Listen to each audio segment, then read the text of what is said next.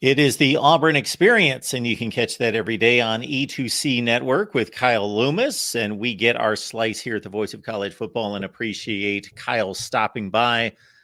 A lot of big news surrounding Auburn football these days, some potential news that a lot of people would like to see, and then a sad story concerning an Auburn legend. Kyle, we could start there just to Yes. pay honor and respect to Terry Beasley, who spent 3 years on the Plains and was a consensus All-American, a first-round NFL draft selection.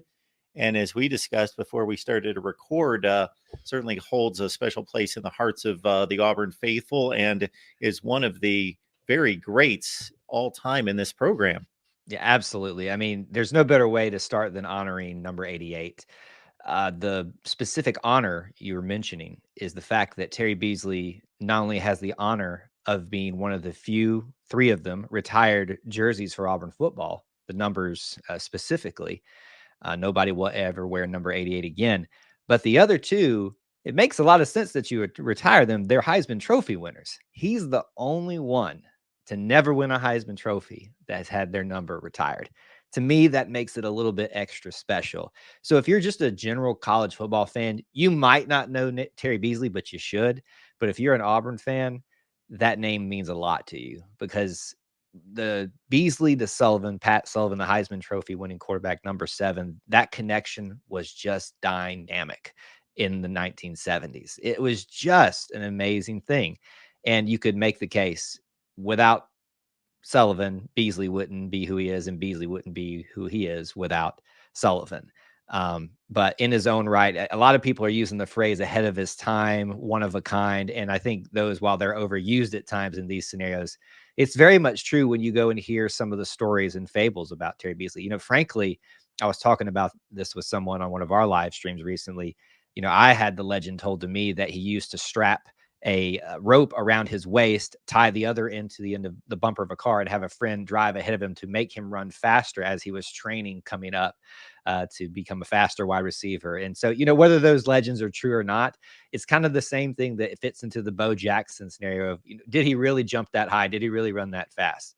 What we know is this: Terry Beasley, one of a kind, an amazing Auburn story.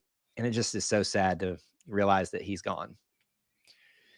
141 receptions, over 2,500 yards, 29 touchdowns. But what you stated there in regards to the way he's honored there, I think speaks volumes if people let this soak in.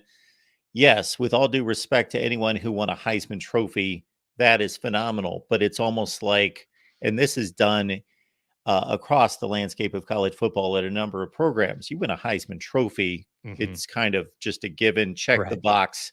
You're going to be honored with a statue or whatever mode of honoring. But for him to be honored and be the only one that did not win a Heisman Trophy means that there's just another level of respect because there had to be a buy-in to say, regardless of what the accolades are, he needs to be honored in this same manner. Yeah. And you look, there's going to be another number that's going to be retired. Number 2, most likely he's a Heisman Trophy winner. That time will come. And I think it's warranted. But there's just the special honor that you have of being amongst those retired numbers. Like I said, it almost puts you up on this extra special pedestal. And I hate to play comparison game here, but that's how big Terry Beasley was to the Auburn family back in those days. Historically, I mean, he's in the College Football Hall of Fame. So my recommendation is, if you are not an Auburn fan, you've already done your homework. If you're an Auburn fan, you know who he is. But if you're not, you need to go back and learn about him, watch some highlights. Heck, if you're going to the College Football Hall of Fame in Atlanta, I'm sure there's got some information there that you can go visit and learn about him. You need to know Terry Beasley, and you need to know the phrase Beasley to Sullivan, because it happened a lot. Now, there's another guy whom Auburn fans hope will one day have a big reputation and a positive legacy at Auburn, and that would be DJ Durkin, the new defensive coordinator, who has a long resume of major jobs at places like Florida, Michigan, Texas A&M, Ole Miss, and the head coach at Maryland for 3 seasons. So he certainly has a wealth of big-time experience, and he is now the selection to take over. Hugh Freeze even said that he took a long time making this decision. I think he was quoted yesterday by one reporter that he and our athletic director spoke at length about how this search was going to go. He wanted to take his time with it, really get this one right. And I think that's kind of the prevailing sentiment with whatever decision we're talking about for Hugh Freeze in this upcoming year and leading up to it, is getting this right. You had year one. It's time to really start getting things going in the right direction at this point. And I think that's why you see the decision to bring in DJ Durkin, who has, as you said, a lot of experience, a lot of respect football wise. There is the controversy around DJ Durkin at Maryland. And don't really want to delve into the details of that here. You can go look that up for yourself. But there is some, personal issues that some people have with him. And I think that's a legitimate conversation to have. I don't think there should be an over focus on it, but it's one of those things as you would look at any coaching stint out there. Nobody's perfect. Everybody's had baggage. And I'm not trying to dismiss any way what occurred at Maryland. That's a big deal. But second chances are a great thing, and we've all been given second chances. So my take on has been on this. A lot of accountability and oversight is required of anybody, but especially in these scenarios. But when you look at the resume, you look at the recruiting prowess, you look at scheme, I think it really lines up a lot with Auburn's identity of being aggressive defense historically, maybe not so much over the last couple of seasons, but historically, this fits really well. And when I hear Hugh Freeze say, I took my time with this to try to get this as right as possible, yeah, there's a little bit of a risk with it. But frankly, the more I think about it, the more I talk with people about it, the more I like this hire at DC. And not to dismiss again and discount taking past issues seriously, but there's also a different vetting process if you're talking about a head coach who's leading the program, setting the direction, versus someone who is in line with the rest of the program and is subservient in a hierarchy below the head coach. Those standards, to me, are much different in regards to evaluating and vetting out the past. Again, not that it's not important, but it's just a different evaluation.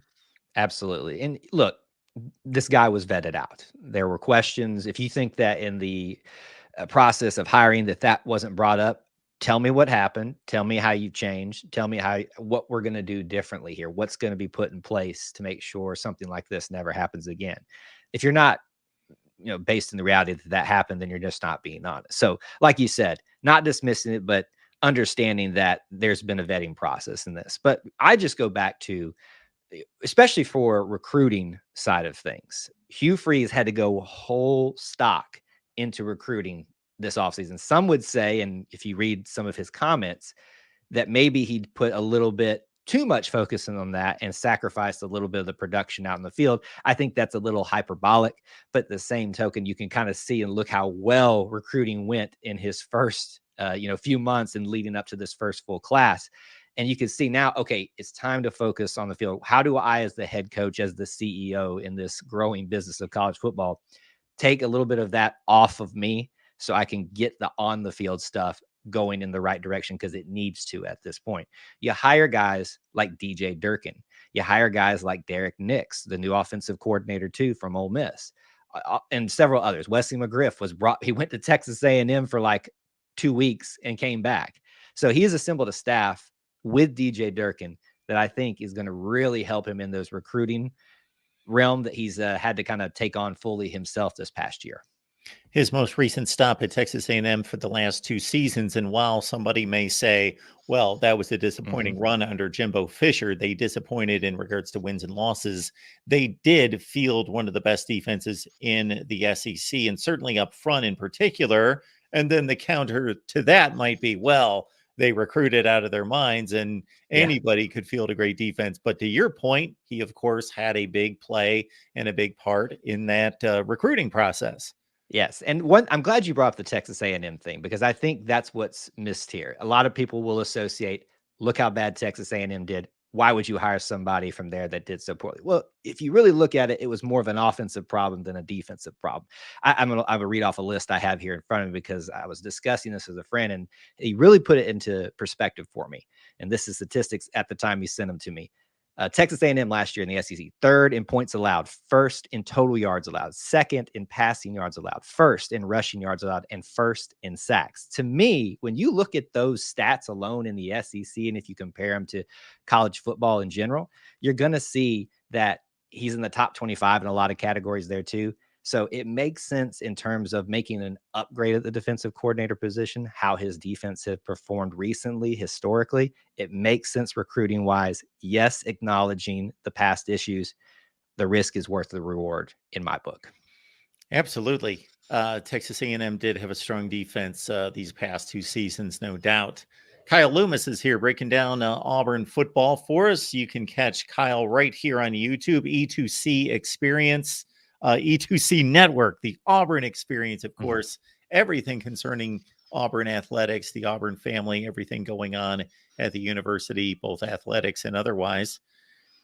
Payton Thorne was, of course, the talk for the two of us much of the offseason going back 1 year ago. Had one very successful season at Michigan State. Critics may point to the ground game supporting him. He's a mobile quarterback, did not have a strong season at Auburn. Of course, the passing attack was one of the worst in the conference, probably the worst in the conference statistically off the top of my head. Your thoughts about, of course, with the transfer portal, fans are always thinking, hey, let's just get to the transfer portal and we can solve all our problems.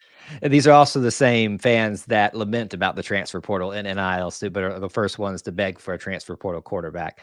This is a big topic in Auburn football right now, as has been the case for the last several years. I would love for us to not have a offseason where we're asking the question, is the grass greener on the other side? I do, before we get into that, I want to give you credit, Mark, for really pitching to me early on when Payton Thorne was brought in. Pay attention to his mobility. I didn't give him a lot of credit. And, I went back and looked at some of the film, as you suggested I do, to see that he was a little bit more mobile than people gave him credit for. We saw that this year at Auburn. There were times that he basically put the team on his back with his feet at the quarterback position too, and really got the offense going when it wasn't going in any other way. So I was shocked by that, and you proved to be 100% correct on that. And I give you a lot of credit in our live streams for opening my eyes to that personally. Payton Thorne did not have a great year overall. That is not something I'm going to shy away from. I think it was very underwhelming. I think it lacked a lot of continuity, but I think it was a bigger problem, as I've talked about over the last several seasons and years with you. Auburn's issue on offense is much bigger than the quarterback. It is an offensive line problem, and it is very much a wide receiver problem too. So many balls were dropped that hit, the wide receivers square in the hands. I'm not talking about they got like one hand on it and had to bring it down. Square in the hands, just dropped. Offensive line, maybe it improved a little bit this year. I think that's fair to say, but not the way we need it to be. Protection was lacking a lot of the time for any quarterback, even a Robbie Ashford, who's even more mobile than Payton Thorne. So what you look at here is you see Auburn fans being desperate for a better looking offense. And when you don't see that in year one, some people get a little bit antsy about the situation and convince themselves that the next person in the transfer portal is going to be the guy. Well, I submit to you, that's what they said about Robbie Ashford. That's what they said about TJ Finley. And that's what they said about Bo Nix. And Bo Nix was great, but Bo Nix suffered under an offense that didn't give him a lot of support. Same thing for TJ, same thing for Robbie. So it's really just a big conversation, Mark, that unfortunately I kind of get a little bit tired of because to me, Payton Thorne's the guy until proven otherwise, or a player enters from the transfer portal, which doesn't seem to be happening at this moment.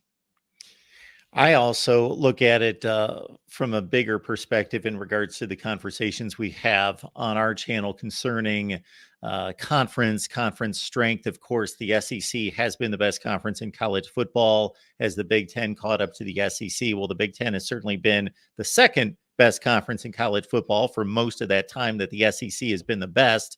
And now you have these additions to both conferences, and it's just it's a mega war to a certain extent. But the reason I bring that up is because a guy like Payton Thorne, who was moderately successful in the Big Ten, again, had one big season with the help of one of the best running backs in college football and one magical season, 11-2. They win the Peach Bowl. The rest of his career, not quite to that level. And then he falters in the SEC. And just to look at his numbers, I'm looking at his game by game numbers, and they were pretty bad down the stretch, in particular against Bama, the bowl game against, of course, a Maryland defense that he largely has faced at Michigan State. And then I think of somebody like a Graham Mertz, who leaves Wisconsin, where he struggled mightily. He goes to Florida, throws 20 picks with, or 20 TDs with 3 picks, and leads the conference in completion percentage. So it's a lot about scheme and relationships and personnel around that particular player and how it just works or fits. And it just didn't for Payton Thorne. Maybe it could in 2024, but he's better than what he showed last year. Oh, I 100% agree with that. And I'm going to use our rival as an example of this. Had some great quarterbacks, Alabama has, over the last several years. But what you've seen transpire, and I know this is an apple and orange comparison a little bit here, I acknowledge that. But you see a lot of the times when they're not surrounded by that great talent, like when they go to the NFL and they're on the lesser teams and such, your Mac Jones and things like that, they struggle. And unless they're just an amazing freak athlete like a Tua and Jalen Hurts to some extent, even though technically he's Oklahoma now. It's all about who you surround yourself with as a quarterback most of the time. Yes, the quarterback is the most important position on the offense, on the field, frankly, as usually the leader of the team, but you got to have a great supporting cast. Alabama is an example of that, has proven that. Auburn is an example of the opposite. They have not provided a lot of support, not from a lack of trying, but it just hasn't worked. Whether that support is scheme, personnel on the offensive line, wide receivers. Some of that seems to be getting fixed right now. Everybody's very excited about this wide receiver group that's coming in this season. Very young players, but a lot of them, such as a Cam Coleman, have a lot of promise in terms of size and measurables, which Hugh Freeze really likes in wide receivers. But you've also got a young and a little bit more experienced group of linemen that have been brought up before Hugh got there, but also now that he's kind of helped solidify. So my hope is this year that whether we're talking about Payton Thorne or somebody else, if a transfer portal comes in, or one of the guys that's currently there at Auburn wins out the job, this is a bigger conversation for Auburn at quarterback than just Payton Thorne. It's about fixing this offense completely holistically, because without that, Payton Thorne will struggle. Holden Garner will struggle. Hank Brown, Walker White, all those names. It's a much bigger problem than just the quarterback for Auburn. I would also think, even though there will be a name or two out there after spring practice, that if Auburn was going to go full throttle into the transfer portal for a quarterback, that they might have done that after the regular season, because there was the biggest lot of quarterbacks that we've ever seen in the transfer portal. You know, we're talking Power 5 starting quarterbacks, 12 to 15 of them were out there for the taking. Yeah, I agree. I think did conversations happen? I'm sure you'd be stupid not to entertain interest, to ask questions, to reach out to quarterbacks that might want to come in, because if you're not doing that, you're going to fall behind. But that just because you go and search for that opportunity doesn't mean that you're still not convinced you're better served with who's here right now. Bringing it all back to Payton Thorne here, I see the value in Payton Thorne at quarterback. And I really hope that this year we can combine what I was pleasantly surprised with his mobility, with what I've seen at Auburn, at Michigan State, and at what he can be as a passer too. And I think we could have a surprising good year behind him if that support is there for him. Kyle Loomis, E2C Network. It's right here on YouTube. It's the Auburn Experience. Kyle, we always appreciate you stopping by, breaking things down for us. Thank you so much for having me. Always a joy to talk to you and talk Auburn.